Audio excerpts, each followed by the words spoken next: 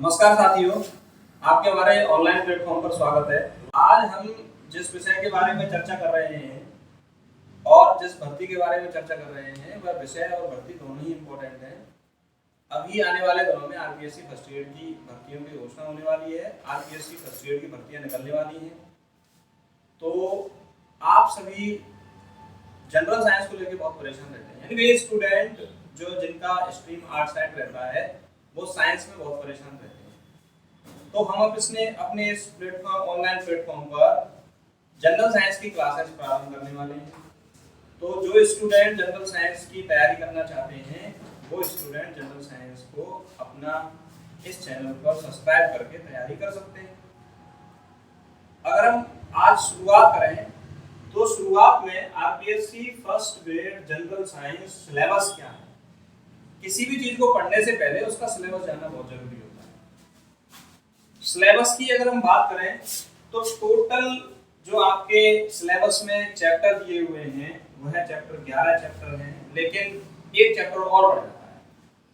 बताएंगे हम कौन सा चैप्टर आगे बढ़ता है, कैसे बढ़ता है, हमें साइंस को कैसे समझ सकते हैं और अच्छे से हम किस तरह से अपन साइंस को जो है वो समझ के अपनी परीक्षा को दे सकते हैं। मैं आपसे सबसे पहले ये कहना चाहूँगा कि अगर आप साइंस को समझना चाहते हैं तो विषय को रटने की बजाय उसको समझने का प्रयास करें। विज्ञान को यदि आप रटते हो तो विज्ञान के प्रश्नों को आप हल नहीं कर सकते। जितना हो सके विज्ञान के प्रश्नों को, विज्ञान के जो कंसेप्ट है उनको समझने का प्रयास करें। यदि आप समझ लेते हो तो आसानी से विज्ञान के विषय के जितने भी प्रश्न आएंगे आप उन्हें अच्छे से कर सकते हो। देखिए, महत्वपूर्ण सभी विषय होती हैं। इस बार बहुत सारे बच्चों के साथ ऐसा भी हुआ है कि 40% जो प्रश्न है वो भी हल नहीं कर पाए। तो अभी समय है तैयारी करने का। आप अपनी तैयारी को शुरू कर दीजिए और सभी विषयों को अच्छे से पढ़ लीजिए जिससे कि एग्जाम टाइम पे हमें ज्यादा पढ़ना ना पड़े। चलिए ज्यादा देर नहीं लगाते हैं और हम अपने सिलेबस के बारे में बात करते हैं।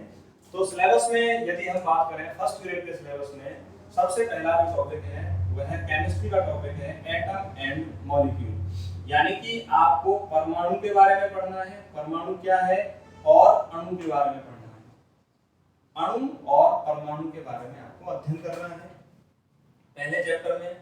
दूसरा चैप्टर आता है केमिकल रिएक्शन एंड इक्वेशन। ये एनसीईआरटी में 10th क्लास की एनसीईआरटी में एज इट इज दे रखा है, वही नाम दे दिया है यहाँ पर, रासायनिक अभिक्रियाएं, रासायनिक अभिक्रियाएं और समीकरण।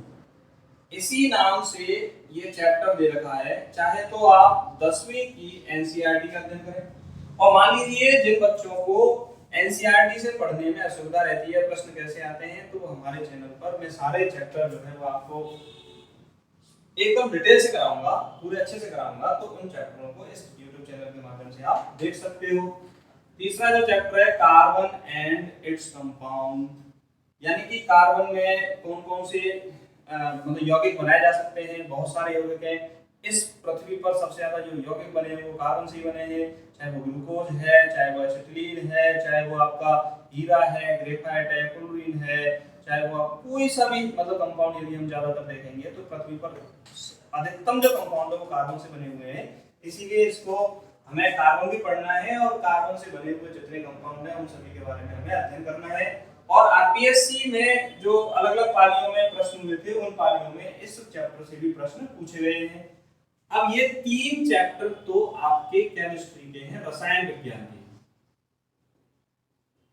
3 चैप्टर रसायन विज्ञान के केमिस्ट्री के हैं, atom and molecule, chemical reaction and equation और carbon and its compound. 2 chapter आपके फिजिक्स के, भौतिक विज्ञान के। 2 चैप्टर फिजिक्स के हैं। कौन कौन से चैप्टर हैं? फोर्स, लॉ ऑफ मोशन, बल एवं गति के नियम। एनसीईआरटी में इसी नाम से चैप्टर दे रखा है। या तो आप उस चैप्टर का अध्ययन करें और मान लीजिए चैप्टर समझने में आपको असुविधा रहती है तो आप इस YouTube चैनल के माध्यम से पूरा चैप्टर आराम से पढ़ सकते हो, वो भी फ्री। आगे हम बात करते हैं कार्य एंड एनर्जी, कार्य के बारे में बताएं और ऊर्जा। एनसीईआरटी में इसी नाम से चैप्टर दे रखा है तो वो वाला चैप्टर पढ़िए। अगर समझ में नहीं आता है तो यहाँ पर आपको पूरा चैप्टर मिल जाएगा। फिर बाकी के जितने भी चैप्टर हैं, समस्त चैप्टर जो है वो बायोलॉजी। अब मैं आपसे एक छोटी सी बात कहना चाहूंगा कि परीक्षा की दृष्टि से जो इम्पोर्टेंट है, देखो किसी भी पेपर में आपके जो टोटल 75 क्वेश्चन होते हैं फर्स्ट पेपर में, उन 75 क्वेश्चंस में से 5 क्वेश्चन आते हैं साइंस के, और साइंस में भी 5 में से 3 प्रश्न बायोलॉजी से बनने की संभावना। पार्ट भी सिलेबस के अनुसार बड़ा है और क्वेश्चन भी इसी से बनने की ज्यादा संभावना रहती है, तो बायोलॉजी पार्ट भी अपने आप में क्या हो जाता है, महत्वपूर्ण हो जाता है। कौन कौन से चैप्टर हैं? टिश्यू ऊतक वाला चैप्टर है, कंट्रोल एंड कोऑर्डिनेशन नियंत्रण एवं समन्वय। देखिए यहाँ पे हमें 2 चैप्टर पढ़ने पड़ते हैं बायोलॉजी के। ये एनसीईआर 10th क्लास की एनसीईआरटी में इस नाम से चैप्टर कंट्रोल एंड कोऑर्डिनेशन, तो इसीलिए सिलेबस में भी इसका नाम रख दिया गया कंट्रोल एंड कोऑर्डिनेशन। लेकिन इस टॉपिक के अंतर्गत हमें 2 चीजें पढ़नी पड़ती हैं। एक तो पढ़ना पड़ता है हमें नर्वस सिस्टम,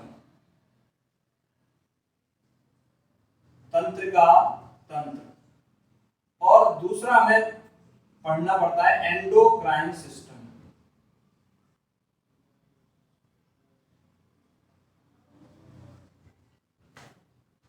अंतःस्रावी तंत्र, यानी एक चैप्टर तो हमें तंत्रिका तंत्र वाला पढ़ना पड़ता है जो मस्तिष्क से संबंधित होता है, और दूसरा चैप्टर आपने सुना होगा खूब नाम अंतःस्रावी ग्रंथियों के बारे में पढ़ना पड़ता है, अंतःस्रावी तंत्र। यानी इस एक चैप्टर के अंतर्गत हमें 2 चैप्टर पढ़ने पड़ते हैं, एक तो नर्वस सिस्टम पढ़ना पड़ता है और एक पढ़ना पड़ता है एंडोक्राइन सिस्टम, अंतःस्रावी तंत्र। अगला जो सिलेबस का पार्ट है वह है हेरिडिटी एंड इवोल्यूशन। इसके अंतर्गत भी हमें 2 चैप्टर पढ़ने पड़ते हैं। हेरिडिटी में हम जो चैप्टर पढ़ते हैं मेंडल वाला जेनेटिक्स, आनुवंशिकी जिसे हम पढ़ते आ रहे हैं, उस चैप्टर को हम पढ़ते हैं। और इवोल्यूशन के बारे में हम डार्विन थ्योरी, लेमार्क थ्योरी, जैव विकास के बारे में पढ़ते हैं। जीवन का विकास कैसे हुआ, मनुष्य का विकास कैसे हुआ, पृथ्वी का विकास कैसे हुआ, नई जातियों का उद्भव कैसे होता है, इन सभी के बारे में हम इस चैप्टर के अंतर्गत पढ़ते हैं। तो यहाँ भी देखो 2 चैप्टर हो गए और यहाँ भी 2 चैप्टर हो गए। एक हो गया तंत्र का तंत्र और दूसरा हो गया अंतःस्रावी तंत्र। मैनेजमेंट ऑफ नेचुरल रिसोर्सेज, इसका अर्थ यह है कि प्राकृतिक संसाधनों का संरक्षण। अगला जो टॉपिक है वह आता है आपका प्राकृतिक संसाधनों का संरक्षण, और दूसरा आता है प्रोटेक्शन ऑफ एनवायरनमेंट, पर्यावरण की सुरक्षा। पर्यावरण की सुरक्षा, देखिए इन दोनों चैप्टरों को, एक बायोलॉजी में चैप्टर होता है जिसे हम कहते हैं इकोलॉजी, पारिस्थितिकी चैप्टर में पढ़ते हैं इन दोनों चैप्टरों को। बेसिकली इन तीनों चैप्टरों को हम इकोलॉजी के अंतर्गत ही पढ़ते हैं, क्योंकि इकोलॉजी का जो क्षेत्र है वो बहुत बड़ा क्षेत्र है। इकोलॉजी पर ही पूरी सिस्टम जो है वो टिका हुआ है। तो management of natural resources, protection of environment को हम इकोलॉजी के एक चैप्टर के अंतर्गत पढ़ेंगे।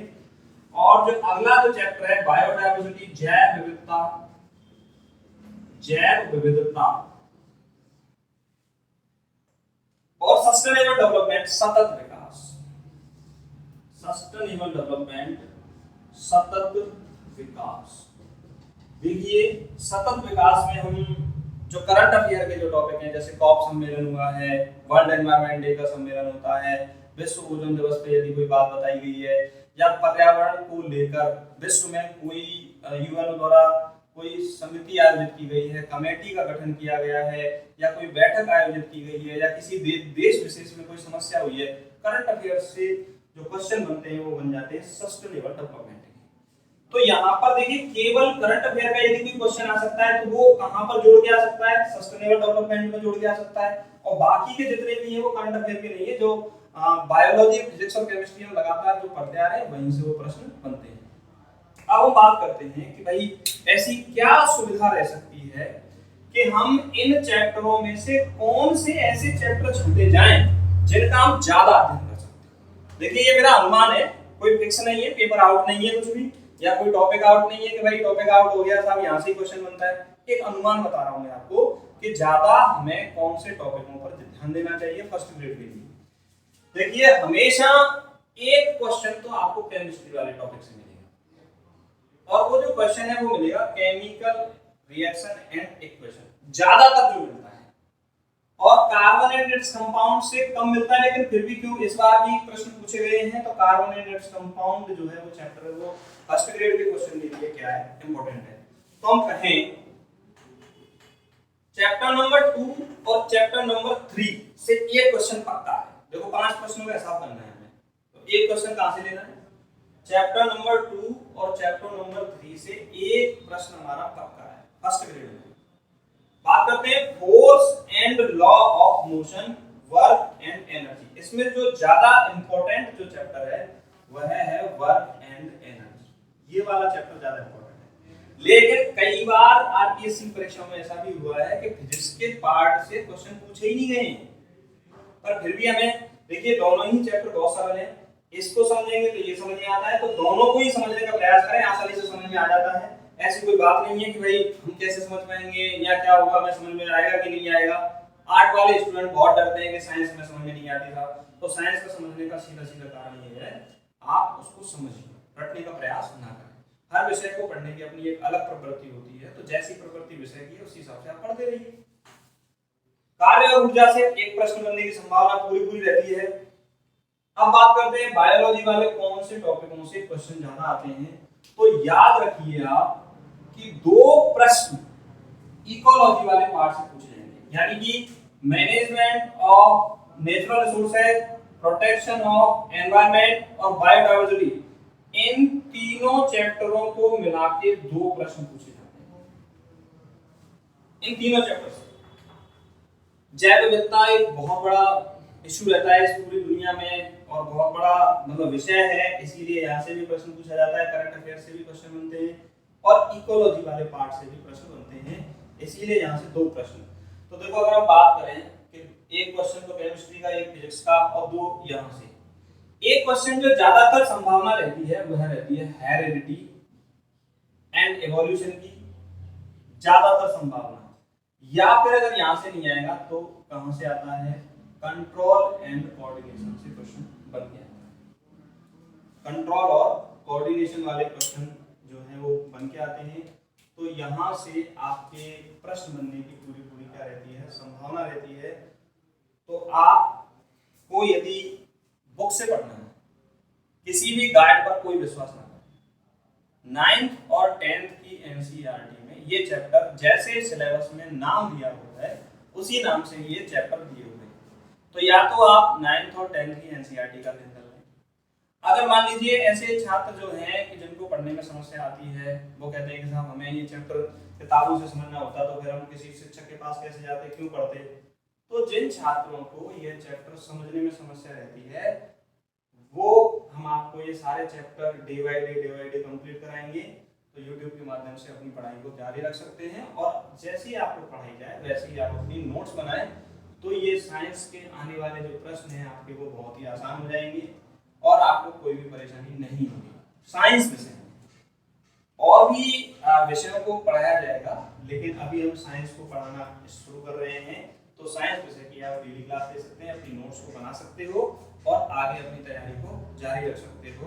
धन्यवाद, नमस्कार।